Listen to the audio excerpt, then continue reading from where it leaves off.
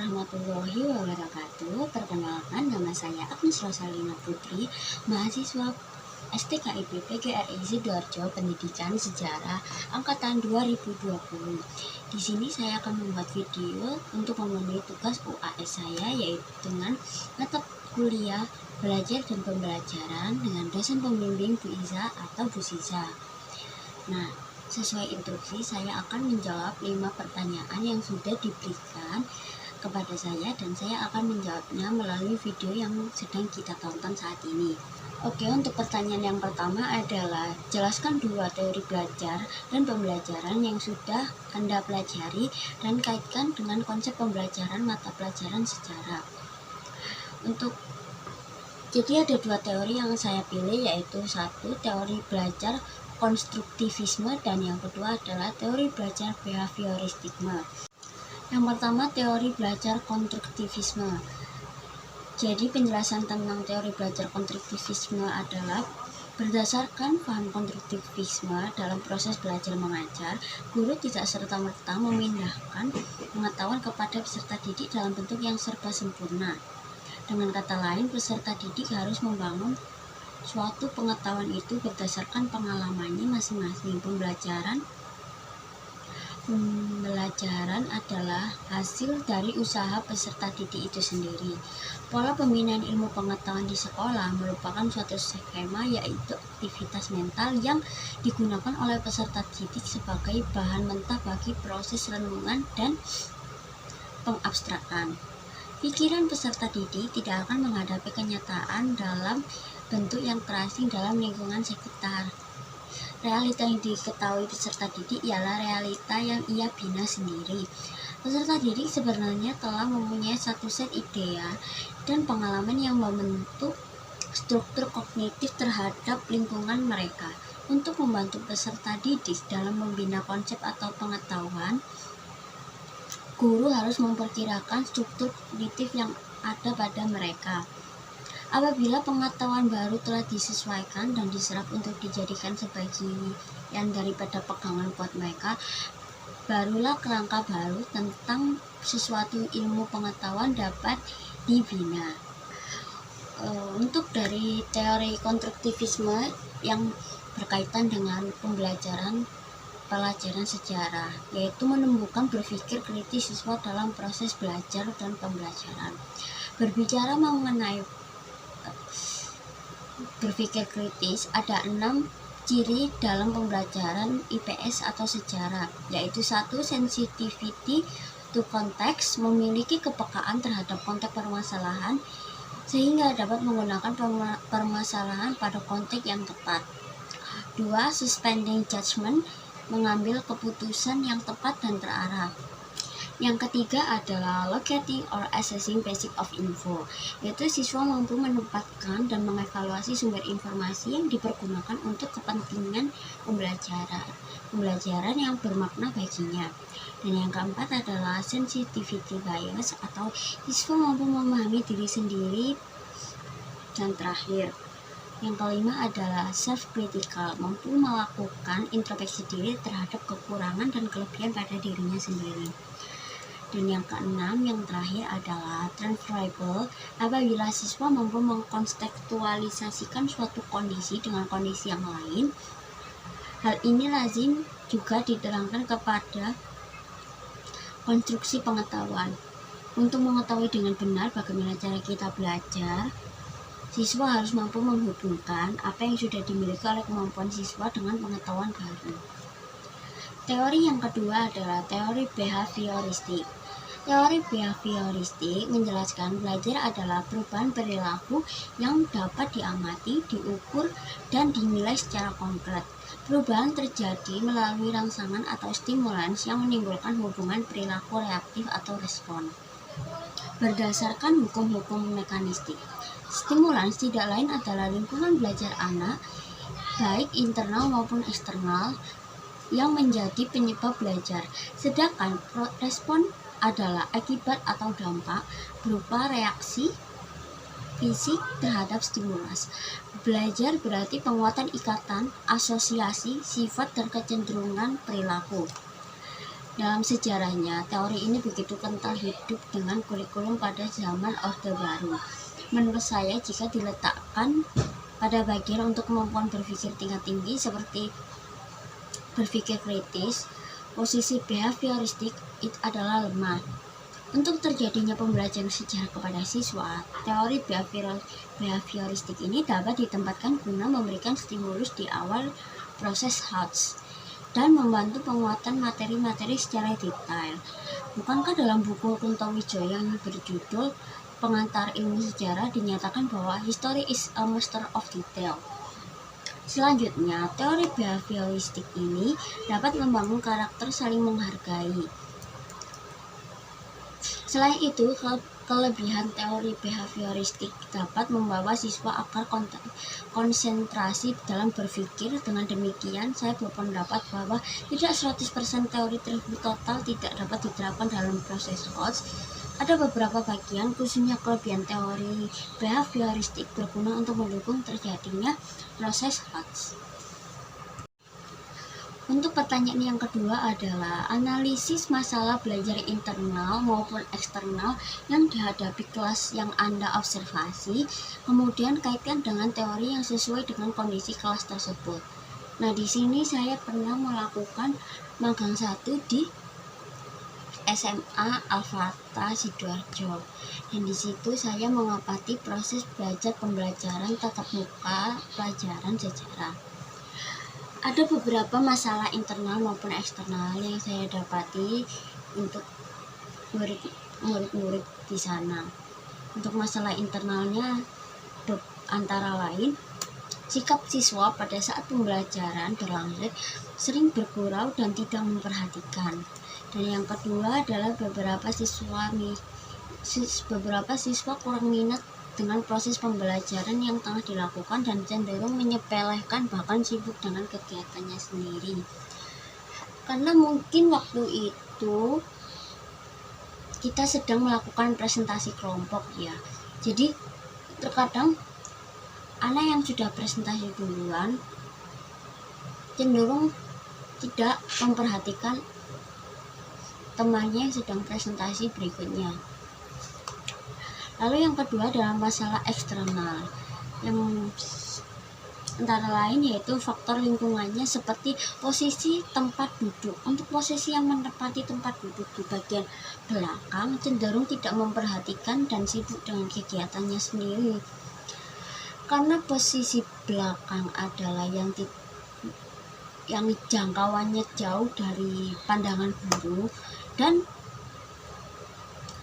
memang posisi tempat duduk di belakang terkadang ramai sendiri. Untuk teori yang sesuai dengan kondisi kelas, saya menemukan 2 teori, yaitu teori behavioristik dan teori konstruktivisme.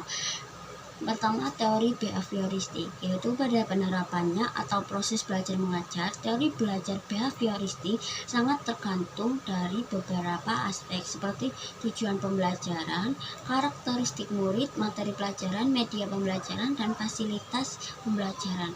Dalam pelaksanaannya, teori belajar behavioristik memiliki kelebihan dan kekurangan. Dengan mengetahui kedua hal yang perlu diperhatikan saat menerapkan teori behavioristik dalam proses belajar mengajar, yaitu yang pertama adalah perhatian guru pada guru yang sangat penting dilakukan. Yang kedua, lingkungan belajar harus diperhatikan, dan yang ketiga, mengutamakan pembentukan tingkah laku dengan cara latihan dan pengulangan. 4, proses belajar mengajar harus dengan stimulus dan respon. Dan berikutnya adalah teori konstruktivisme. Teori belajar konstruktivisme suatu usaha yang dilakukan untuk membangun tata hidup yang budaya modern. Teori belajar ini berlandaskan pembelajaran kontekstual. Dengan kata lain, manusia membangun pengetahuan sedikit demi sedikit yang hasilnya disebarkan melalui konteks yang terbatas dalam waktu yang direncanakan. Teori ini menekankan seseorang yang belajar memiliki tujuan untuk menemukan bakatnya, menambah pengetahuan atau teknologi dan lain-lain yang dibutuhkan untuk mengembangkan dirinya. Pengalaman yang telah dilewati manusia akan memiliki hidup yang lebih dinamis dan pengetahuan akan bertambah. Dalam konteks belajar mengajar, teori belajar konstruktivisme membebaskan pembelajar untuk membimbing sendiri pengetahuan yang dimiliki berdasarkan pengalaman. Beberapa hal yang perlu diperhatikan saat menerapkan teori konstruktivisme dalam proses mengajar. Yang pertama yaitu saat mengajar sebaiknya memberikan kesempatan kepada murid agar dapat mengeluarkan pendapatnya dengan bahasa sendiri. Yang kedua, murid diberikan waktu atau kesempatan untuk menceritakan pengalamannya agar menjadi murid yang lebih kreatif dan imajinatif. Yang ketiga adalah lingkungan belajar mengajar harus kondusif agar murid bisa belajar dengan maksimal.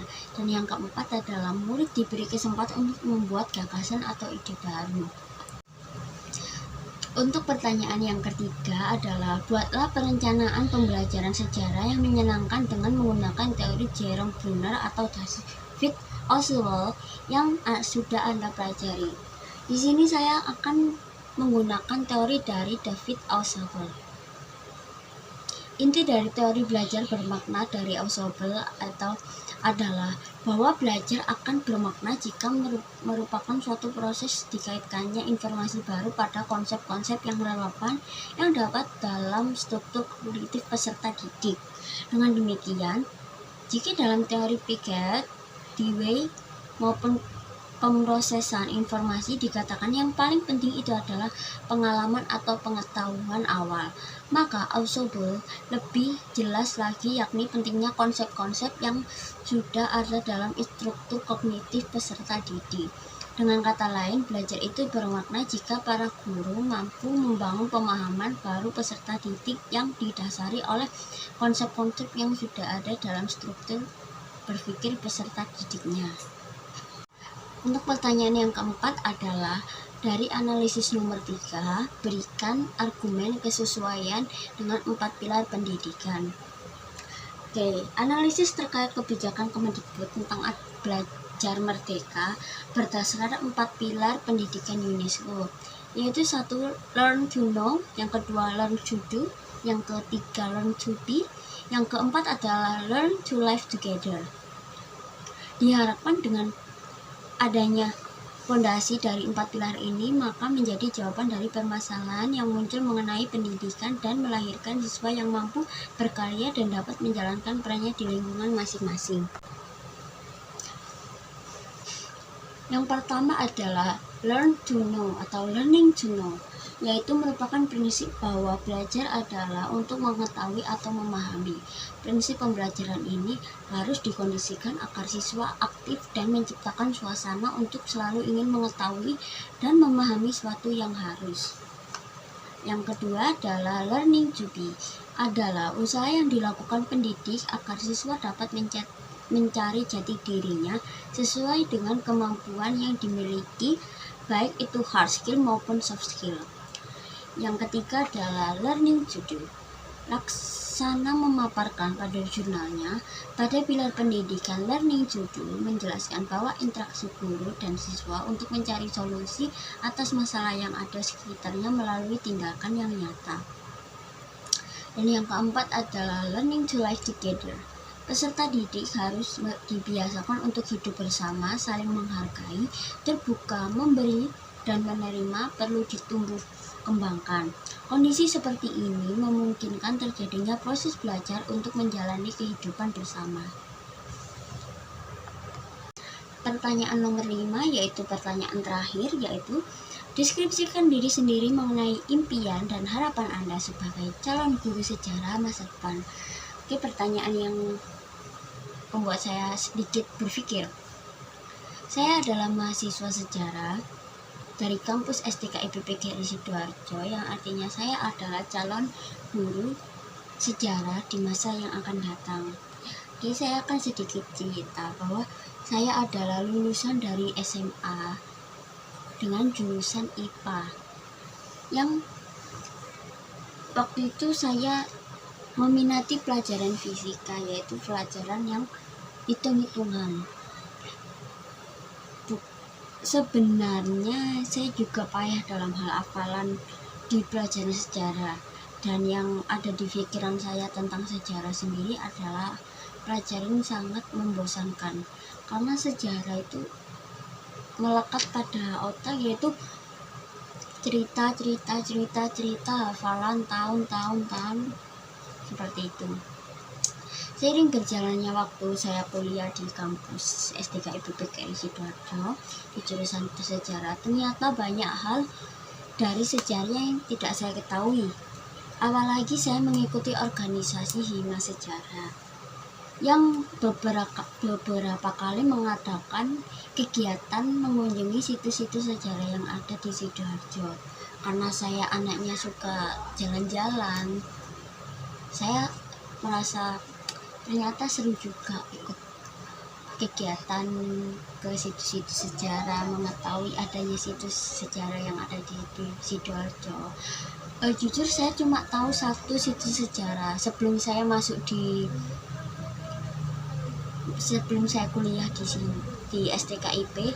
Saya cuma tahu satu situs sejarah, yaitu di dekat rumah saya sendiri, yaitu Candi Tawanganui. Saya dulu tidak tahu Candi Sumur, tidak tahu candi-candi lainnya yang ada di Sidoarjo. Bahkan saya tidak pernah masuk ke Museum Empu Tantular sendiri. Karena saya sekarang belajar kuliah di STKIP PGRI Sidoarjo dan kuliah jurusan sejarah, saya akhirnya mengalami hal-hal baru yang belum pernah saya coba sebelumnya. Salah satunya memasuki Museum Empu Tantular, lalu mengunjungi situs-situs, bertanya kepada juru-juru kunci yang menjaga situs tersebut, banyak mengenal mahasiswa-mahasiswa dari universitas lain yang sama-sama di bidang sejarahnya, bertukar pikiran tentang apa itu sejarah begitu. Dan yang saya suka di kampus STKIP PGRI Sidoarjo ini, untuk dosen-dosen sejarahnya dari prodi sejarah sendiri, waktu memberikan materi meskipun online pun tidak membosankan, yang malah membuat saya betah untuk belajar sejarah. Oke. Harapan saya sebagai calon guru sejarah ke depannya, saya ingin mematahkan stigma bahwa sejarah itu membosankan. Sejarah tidak hanya hafalan tentang tahun-tahun lampau, perang-perang antara Indonesia dengan Jepang, dengan Belanda, dan lain-lain, tetapi banyak hal yang bisa didapat. Salah satunya pemikiran kita menjadi lebih terbuka dikarenakan membaca literatur yang membuat kita menjadi seorang berpikiran terbuka. Dan masih banyak lagi kelebihan-kelebihan yang saya dapatkan setelah belajar sejarah. Intinya sejarah itu tidak membosankan, ternyata seru. Oke, sekian dulu video yang sudah saya buat untuk menjawab pertanyaan-pertanyaan untuk memenuhi tugas UAS mata kuliah belajar dan pembelajaran. Kurang lebihnya mohon maaf apabila ada salah kata atau pengucapan saat saya berbicara. Mohon maaf yang setulus-tulusnya. Sekian, terima kasih dan wassalamualaikum warahmatullahi wabarakatuh.